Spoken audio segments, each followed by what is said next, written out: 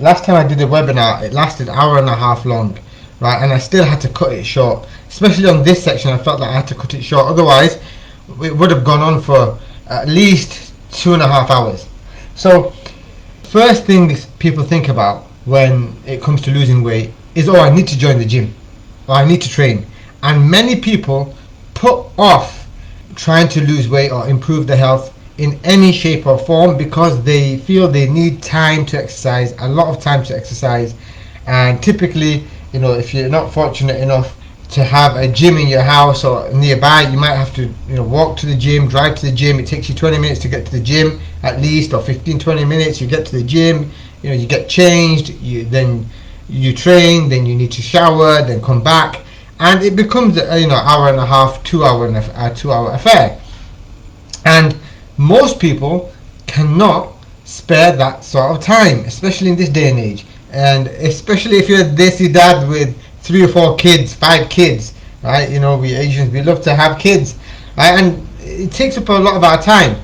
So often this becomes a mental hurdle that, oh, I don't have time for the gym, therefore I'm not going to do anything. First of all, you should know that exercise is largely ineffective for weight loss, and that's what I'm going to look at first. And then exercise is an icing on the cake. Right? And I don't call it exercise at all, because you need to start with something that is suitable for you based on where you are in terms of your motivation levels, in terms of your preferences, in terms of what you enjoy, and all of that. However, towards the end I will tell you that if you are looking for a specific outcome, if you are looking for specific results, then there is a clear formula for that, which I will share with you. So the most important thing to begin with when it comes to exercise is having a tailored solution that fits in with your lifestyle, works for you and your goals, as I've just mentioned. But first of all, you need to know that exercise is not the panacea, right? It's not very, very effective. It's just the icing on the cake. I will look at a couple of studies that kind of confirm this. The first one is a Texas study with 100 participants, 12 weeks duration, and these people trained with a personal trainer for 5.5 to 6 hours of training a week. In the end, they lost 1 pound of fat loss, but gained 2 pounds of muscle. So there was a net weight gain. But yes, it's about creating a calorie deficit, and energy expenditure is one way of creating calorie deficit. So ideally you want to do both. You want to reduce your calorie intake and try and expend more calories as well. But then the debate comes, are all calories the same? Is it just calories in, calories out? And I'm going to tell you now that no good trainer or coach will tell you that all calories are equal in the way they affect you, or they affect your health the same. Eating nutritious food, right, is inevitably going to be better, but purely from a physiological perspective, and eating nutritious food is definitely going to help you lose weight, make losing weight easier. But purely from a physiological point of view, as a unit of energy, calories are the same, but the source of calories and the way they affect you are not the same.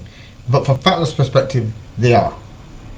Hope I'm making sense there. Maybe I need to make a whole other slide on that, a whole other video on that. So anyway, coming back to this, there's 100 participants. They lost 1 pound of fat and gained 2 pounds of muscle. So if you were to hire a personal trainer, that would equal to about 60 hours of training, 4,000 spend, and you would have lost 0.7 kg of fat. In fact, you would have gained weight, and that would have been, can you imagine how that would affect your mindset, knowing that after 12 weeks you've gained weight. So again, we speak about this, and I tell you, this is like, yeah, makes sense, whatever. But still, we go out and try and exercise, or out train, outrun poor nutrition and behaviors and lifestyles. And again, when I say lifestyles, behaviors, you will be shocked at how much other aspects completely unrelated to your food and exercise will affect your weight loss massively, biologically and psychologically. Sleep, for one. massively affects your weight loss, especially body composition, right? So again, who is out there trying to focus on their sleep, thinking about let's fix my sleep? We have lots of clients that we've experienced this with, where they've thought, oh, I have to train harder, I should be restricting myself more, and it's counterproductive. It is counterproductive. It has completely the opposite effect, right? And that's why we see people stuck on this cycle of yo-yo dieting and gaining weight and losing it and crashing and burning, and eventually they come to a stage where they think, oh, it's just God willed it for me to be this way, or it's just my genetics. It isn't. It's just your lack of knowledge, right? Now, and again, look, a lot of influences and things, they don't help. They don't help. And I've been reflecting on why do these influencers do that. Some are just out there for the money, and the other is they are caught in this algorithm trap. They have to give you new gimmicky things every single week, because that's what new and new videos and posting new content constantly with new ways of doing things, it gets you more reach, gets you more exposure. The algorithms love it, so every week they have to give you a new way of losing fat, a new food that burns fat, all that stuff. So again, this concept that exercise is not that effective for weight loss, it can be observed anecdotally. Like you go to any commercial gym up and down the country, you go between 5 and 8, you see they're absolutely packed, but how many people do you see in there that are in decent shape? Not many. So you've got that. Then you might have experienced this yourself. I certainly did, and this is me, right? This is me, and this is when I was training 5 days a week, 10 hours a week. I was training at least. I was doing lots of cardio and weights, and that's why you can see that I did have some muscle underneath there. I was yo-yo dieting. I didn't know the concept now that I teach now called food taqwa. I was yo-yo dieting. I was eliminating certain foods. I was so-called on a clean diet. I'd have a list of foods that I couldn't eat, and the only thing I would think about are those foods. Anyway, guys, if you are alive and you can hear me and you're watching and this is making sense, drop a comment and let me know that you're there and you're engaged. And if I'm boring you to death, tell me I'm boring you to death. I'll try and entertain you. I'll give you some of my dad jokes. So this was me. I over here at this point, I'd been training for nearly 10 years. Like 10 years I've been training pretty consistently, right? And then over here, so I was training my backside off. Over here, I'd cut my training down to about 3 hours a week. I wasn't doing any cardio. I was still enjoying the foods, normal traditional foods, curries, kebabs, biryani, all the rest of it. But I now used this concept called food taqwa, which everything in moderation. There's a whole, I mean, we could do a whole hour-long video on what food taqwa is and how to apply it. It's a whole concept. It's not just nutrition. It's everything, right? And it ties into your mindset, your behavior, all the rest of it, even your attitude towards food, exercise, and all the rest of it. And reduce my training, zero cardio, enjoy my foods more. I wasn't feeling deprived, and as I like to call it, on diets I feel suffocated. Even now, just the thought of a diet gives me anxiety, right? Because I've been on that many diets. The minute I think of diet, I feel like going and binging, and that's what people experience. If you're going to look at it purely mathematically, right? If you were to train 30 minutes and you were jogging, right, jogging at an average pace, 30 minutes, you'd be burning about 5 calories per minute. That would give you about 150 calories in 30 minutes. Now, if you did that 3 times a week, that's 450 calories. That, theoretically, you'd burn 0.128 pounds of fat, right? If you did that 6 times a week, that's 900 calories, you'd burn a quarter pound of fat. That is about 0.1 kg of fat. That's if you did that. We're going to come to why that's problematic anyway. Now, let's say, I'm not going to give you the math of all of this. 60 minutes, 300 calories, so on and so forth. So let's say you was really fit. Again, can you, even without me telling you, can you see the problem with that? Can you see listen to what I've just said then. If you were really fit, if you're 19 stones or 20 stones or even 18 stones, I don't expect you to be really fit. Otherwise you wouldn't have got to that stage, right? And even people who are skinny fat, even people who are not massively overweight, if you've not been training, you don't do any exercise, you're not going to be super fit. Now, if you could sprint, and even some of the fittest people on the planet can't sprint for 30 minutes, right? Now, if you could sprint for 30 minutes, you'd be burning about 10 calories a minute. So that would give you 300 calories in a session in 30 minutes. And if you did that 3 times a week, that's 900 calories. And if you did that 6 times a week, that would give you about half a pound of fat loss, theoretically. Now, again, if you could do that 60 minutes. Again, this is very, very theoretical, because this is highly unlikely that you could do this. And there's other problems associated with doing this. And you may have experienced it yourself, which is your back starts hurting, your knee starts hurting, your elbow, your ankles start hurting, you start getting plantar fasciitis, and so many other things, right? So most people would be, rather than becoming healthy, they would be damaging themselves if they were to attempt to try and lose. And I tell my clients this, that you wear your bones, ligaments and joints away before you manage to out-train, out-exercise poor nutrition and lifestyle habits. There was a study done, there was a systematic review and a meta-analysis, right? And I'm going to come back to a coaching call where I explain how scientific studies, fitness science, how you're supposed to approach studies, right? Honestly, it's a massive, fascinating topic, and it'll open your eyes. Systematic reviews and meta-analyses are the gold standard of studies, but even they are not perfect. In this systematic review, they took about 30 studies, something like that, I can't remember, a lot of studies, but I pulled out 3 that I felt were really, really significant, because they had big sample sizes and a pretty decent duration. So again, if you have small sample sizes, and I'll talk about all of this in another coaching call where I talk about fitness science. If you have small sample sizes, the numbers can be really off, because it doesn't fit a normalization bell curve.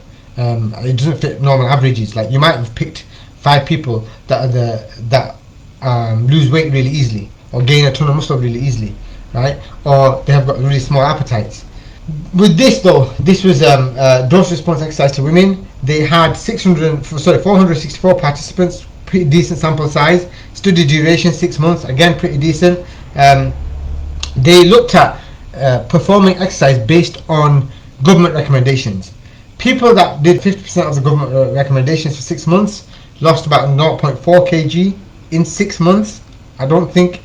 If you'd be happy with 0.4 kg loss in 6 months, tell me in the comments that. Type 0.4 kg, right? And surprise me. Now, people who did 100% of the government recommendations, they lost 2.2 kg in 6 months, right? I know clients who, if they don't lose 2.2 kg in 10 days, they get upset and they're ready to give up.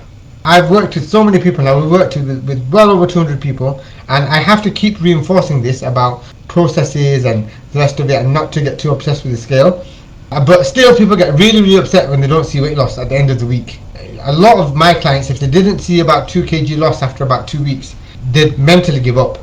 These people lost 2.2 kg. Now, another group that did 150% of the government's recommendations, so they did more than what the government recommends, which is about 180 minutes of exercise a week. They lost 0.6. It's a bit of a surprise there, right? Yeah, trouser size 100%. You have to have lots of different metrics. Now, I use trouser size, and again, my size it works. But if you're like 20 stones, it doesn't. It's a bit difficult, because you don't see trouser size changing that quickly either. These people did 150% of the government recommendation. They only lost 0.6 kg. Now that might come as a surprise, but again, remember, if you over-exercise, you tend to feel really hungry, and you tend to compensate with food. So these people probably trained so hard, but they ate more food as well, so they kind of balanced out. Or they might have been doing some resistance training and gained some muscle. But quite often, you have to find a happy medium. Train too little, you won't see a lot of weight loss. Train too much, and again, you won't see a lot of weight loss, because, and this kind of proved it. But again, 6 months, even if we 2.2 kg, the best results we got there is not, well, it wouldn't satisfy me anyway. They were put into 3 groups, and they were given recommendations to do 50%, 100%, or 150%. So This next study, this was called STRIDE, and it was a study of targeted risk reduction intervention through defined exercise. So trying to reduce their illnesses and things from exercise. Risk reduction for chronic diseases, heart disease, metabolic syndrome, that kind of stuff. Now, there was 84 participants. Again, pretty decent sample size. Study duration 6 months. Again, I mean, most studies, it's very, very difficult to run a study for 6 months, right? Because a lot of times they're unpaid volunteers, and then even if they are paid, the study becomes really expensive, and adherence to most things start dropping after a few weeks. In this, again, it was 3 groups. Some did low amount of exercise at a moderate intensity. So they did 176 minutes a week. They lost 0.6 kg after 6 months. Another group did low amount, high intensity, so 117 minutes a week, but they did low amount, but it was high intensity. They lost 0.2 kg. So this kind of flies in the face of high intensity training helps you burn more fat. It doesn't. Again, I have an entire coaching call, hour long, about hour and a half, which I'm trying to actually reduce or split it up into 2 or 3 coaching calls, where we look at HIIT training for weight loss. And it's not that great now, and it has other serious problems. Another group did high amount and high intensity, which equated to, if I recall, 32 kilometers a week they were doing, running or sprinting or something, and they lost 1.5 kg in 6 months. In 6 months. Again, some of my clients, if they don't lose that in 10 days, they get very, very upset. These are all just from training. Now, I put it into a table there to give you a more visual representation. So these people jogged 32 kilometers a week and lost 1.5 kg. These people were walking about 19 kilometers, they lost 0.6, and these people jogged 19 kilometers and lost 0.2. Crazy that, isn't it? Walking, they lost more weight. Again, it would probably be jogging 19 kilometers. Now, this distance is the same, right? So they've done the same amount of work, right? So theoretically, they should have lost more weight, right? Biologically, theoretically, they should have lost more weight. These people, the only reason these guys wouldn't have lost weight is they were compensating with food, guaranteed. They were compensating with food or compensating by reduction in their other activities during the day. Otherwise, if you do the same amount of work, the weight loss should be similar.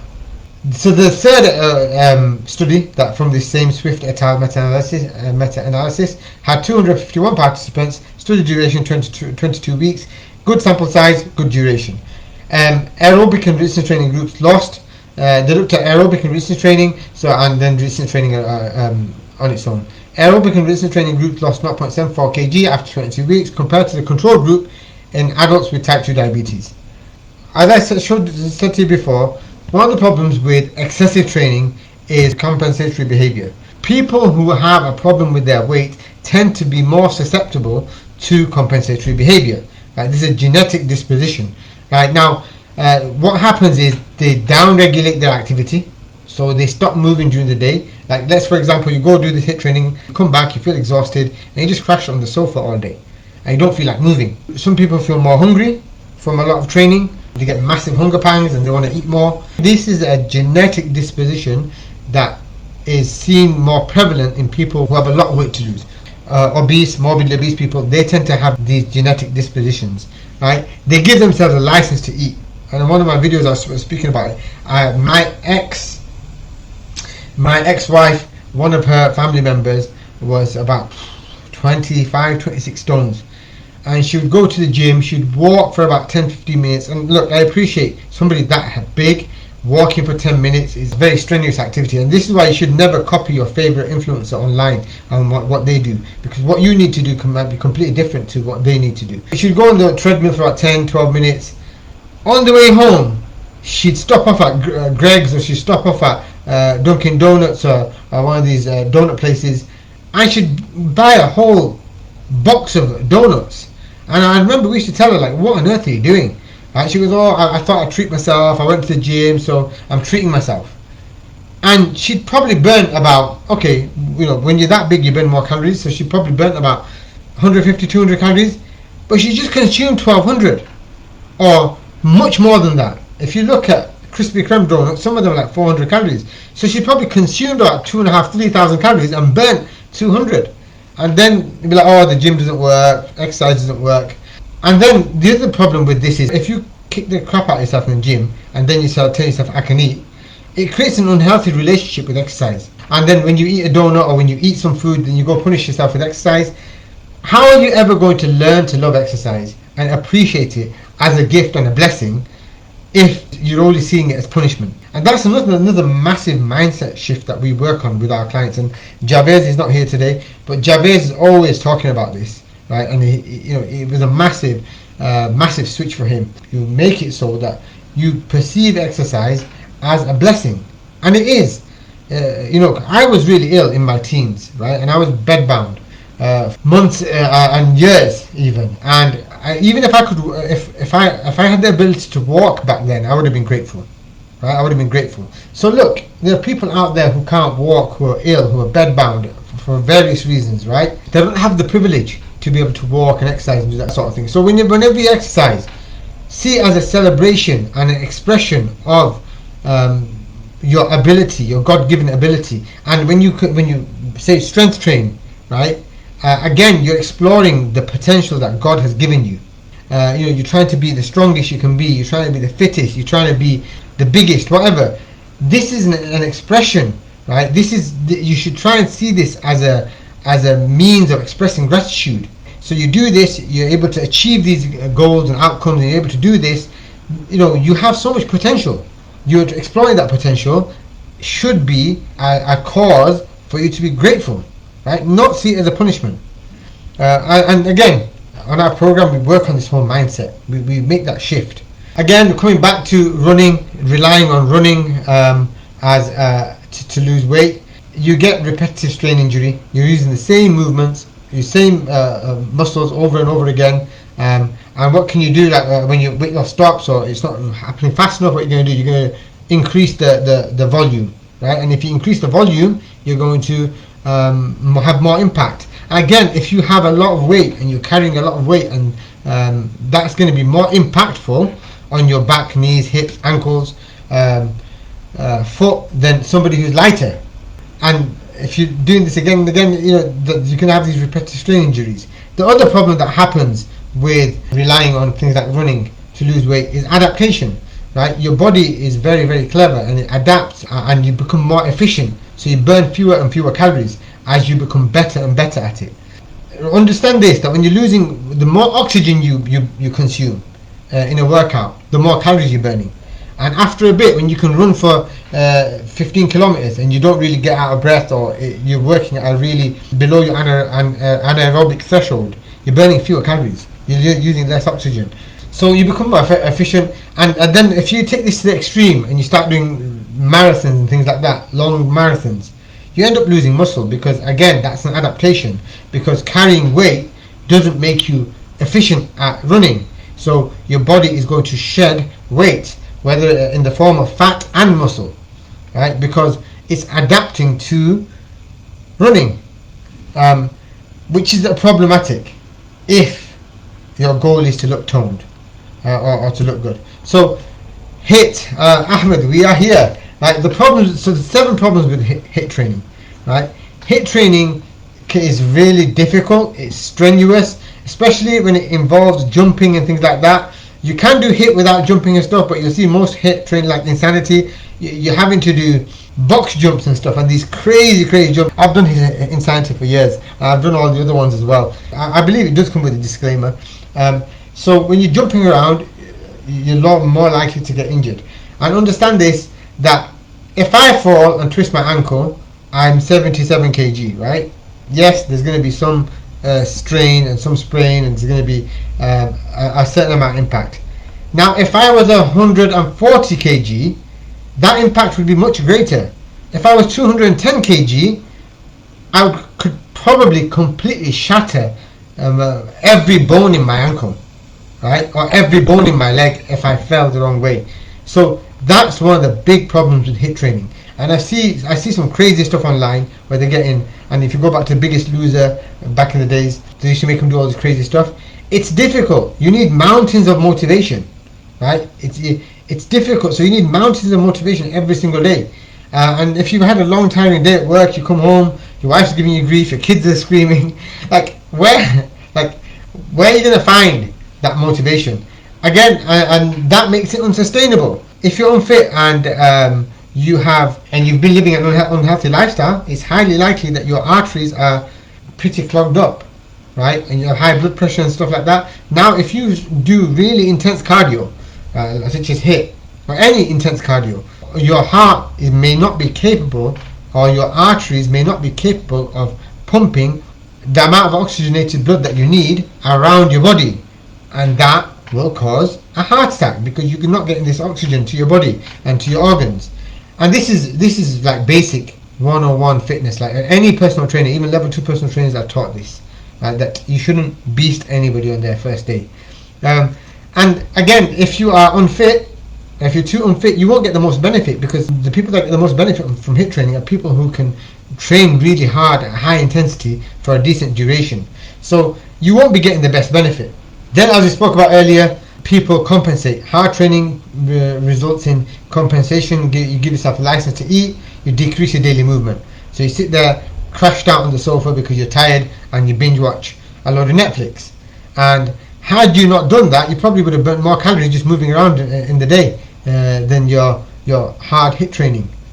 And most importantly, all of the claims around HIIT are over-exaggerated. Most studies show greater fat loss in moderate intensity training. And here's a forest plot of HIIT training and moderate intensity cardio. And you can, and I don't know if I should go into all of this. On my Science Explained, I'll explain how meta-analysis are supposed to be understood. So you can see a lot of them negligible, and a lot of them on the left. You've got a few. Now the P ratio, the probability ratio, was 0.2, so it's not statistically significant. The difference between HIIT and HIIT training and moderate intensity cardio did not become statistically significant because there's less than 2 pounds of weight loss between the two groups in this meta-analysis. And again, this is the mean of the range. This one favors moderate intensity. Again, this is favoring, well, it's about balanced. These two are favoring HIIT. Overall, it's almost bang in the center. So there's no added advantage to HIIT training. The other issue with relying on exercise, after The Biggest Loser, they found that a lot of people, their maintenance calories dropped. They had metabolic adaptation, and they were eating more as well. And all of the contestants of season 8 gained the weight back. Almost all the contestants. Some of them ended up heavier than before they started. Again, that's the problem with relying on exercise. Now, having said all that, now you know, right? Exercise is not the ideal solution. Yes, it's the icing on the cake. But before we get into exercise, I want to ask you: do you want to look toned or just a smaller version of your fat self? Everything we've shown you so far in terms of exercise will just make you a smaller version of your fat self. It will not. It'll make you look like the guy on the left, not the guy on the right. Right? Because if you want to train to look like the guy on the right, then you need to include resistance training, right? And the goals of training for fat loss is A, to lose fat, and B, is to look good, or at least not put yourself in a position where you're gaining all the fat back. And for that, I put it down to these criteria. You have to burn the most calories in the session, build muscle tissue, increase your metabolism, both short-term and long-term. Again, you do that by increasing muscle tissue. Short-term by micro trauma that comes from muscle damage, and that happens short-term. It happens by increasing your resting metabolic rate, right? And that is due to muscle damage.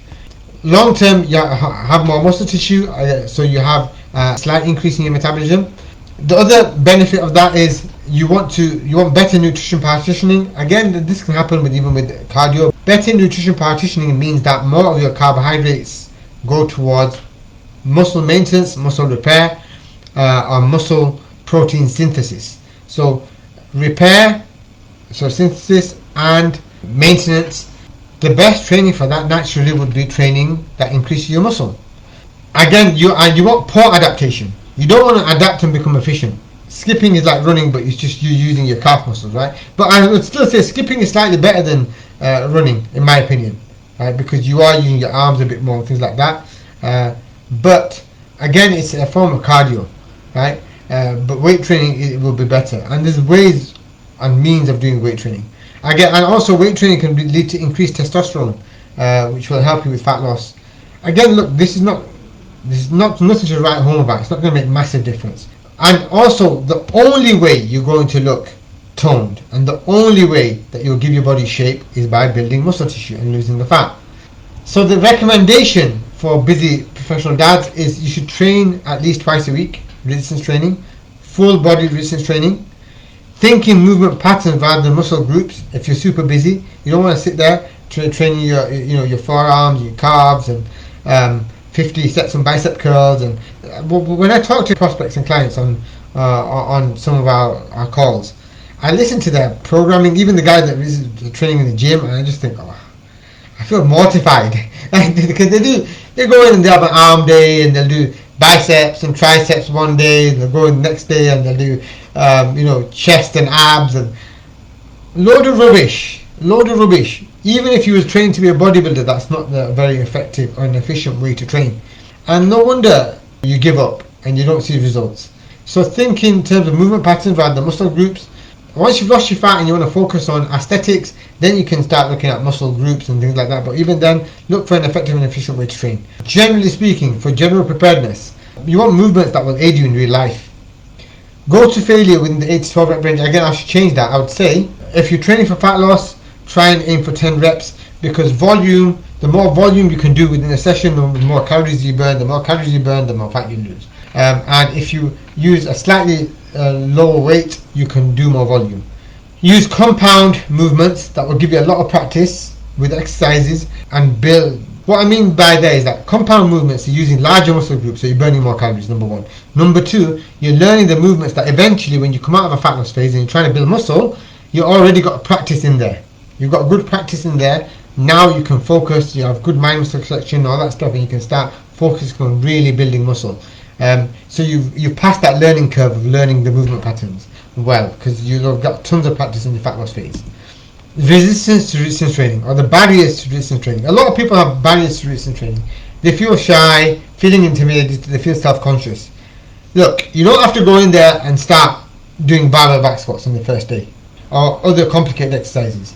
I've got another video where I talk about it. There's a movement continuum. Start off on the easiest movement continuum. Go on YouTube, watch how these videos are done, ask us, get help, and learn it. In this day and age, you can learn how to do exercises quite easily. Our coaching is not fixed, it's not set in stone. So we don't say, oh, these are the exercises and this is the workout you have to do. We give you what's best for you, not what's best for Instagram or what's best for clout. So we give you what's best for you, and we work with you. If an exercise is difficult, we'll change it for you. If you've got an injury, we'll change it for you. If you absolutely abhor an exercise, we'll change it for you. If you don't have certain equipment, we'll change it for you. So we'll give you exercises that work for you based on where you are and what you enjoy and all that stuff. And like I said, just learn what you need to do. So this is one of our clients who lost 23 kg in 12 weeks during lockdown without a gym and with a torn ACL. And because we get quite a lot of people asking, saying that they've got knee injury, leg injury, can they do our program, can they lose weight? You can, and you can see over here, he's speaking about his ACL tear. This is what he had to say. I've said it before, I said it again. In order, hire psychologists to help with mindset, a nutritionist to help with nutrition, a PT to help with how to exercise, if you want to get toned, and a group of like-minded individuals to help you on your journey, or simply join FDLM. So again, guys, I've tried to keep it short. It's 40 minutes. Hope you found it useful. Do ask any questions in the comments below. And if you want to work with us and you want to stop wasting time in the gym and see better results in 12 weeks than you have in 12 years without eating bland chicken and broccoli, then drop us a message. Don't click the link below. Drop us a message. Speak to Kareem, who's here, Coach Kareem. Let's see if we are a good fit to work together. And again, thank you for attending. If you're watching it live, if you watched through to the end, let me know you watched through to the end. I might even send you out a bonus gift or something. We have ebooks and stuff. I'm working on building a DIY course because our coaching is premium. We are selective about who we work with because we want it to be a win-win. We want to see results, and for that reason we want the most committed individuals, and we assess to see how committed you are before we allow you onto the coaching program, because if we're going to invest time into you, we want to see the results just as you want to see the results. So we'll assess your motivation levels, assess your how committed you are, how much time you have, all that stuff. That is from our most premium program. That's the coaching. But we're working on having a course that you can do right at your own pace, and you can do the course. That the barrier to entry won't be as high. So we have that, and then we have a couple of ebooks and things. I'm expanding on them. Even in our ebooks, I'm going to give you everything you need to know. I'm going to be expanding on them. So if you're watching through to the end, if you guys comment, I'm going to add some competitions and stuff in here. I might give you that as a prize, as one of my ebooks or a course, something like that. We also have t-shirts and other merchandise and stuff. I might send you out one of them as well. So let me know that you still watch through to the end. And again, thank you for attending. I hope I didn't bore you to death too much. Hope you learned something, and let us know about your wins. Share your wins, inspire others. Speak to you guys again soon.